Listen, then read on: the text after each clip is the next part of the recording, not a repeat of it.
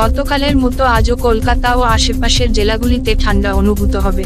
আকাশ পরিষ্কার, দিনের সর্বোচ্চ এবং সর্বনিম্ন তাপমাত্রা যথাক্রমে 29 ডিগ্রি এবং 18 ডিগ্রির কাছাকাছি থাকবে।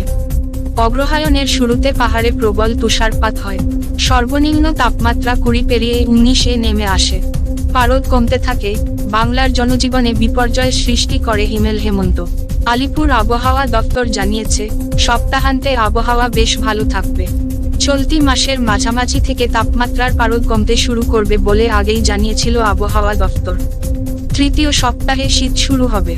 বাংলায় শীতের আগমনের কোনো নির্দিষ্ট দিন নেই। সাধারণত ডিসেম্বরের দ্বিতীয় সপ্তাহে বাংলায় শীত শুরু হয়। তাই পারদ নামলে হেমন্তের শীতের তীব্র অনুভূতিতে খুশি হতে পারেন শীতপ্রেমীরা। কিন্তু বাস্তবে শীতের জন্য অপেক্ষা করতে হবে আরও কয়েকদিন। অগ্রহায়ণের শুরুতে পারদের পতন হতে পারে উত্তর পশ্চিম ভারতে প্রবাহিত ঠান্ডা বাতাসের স্রোতের কারণে। আবহাওয়া অধিদপ্তরের পূর্বাভাস অনুযায়ী এর ফলে এই অঞ্চলের সর্বনিম্ন তাপমাত্রা 2-3 ডিগ্রি কমতে পারে। এর ফলে আগামী 5 দিনে পূর্ব ভারতের সর্বনিম্ন তাপমাত্রা 2-4 ডিগ্রি কমতে পারে। বাতাসের শুষ্কতার কারণে ত্বকেরই মধ্যে টানটান ভাব শুরু হয়েছে।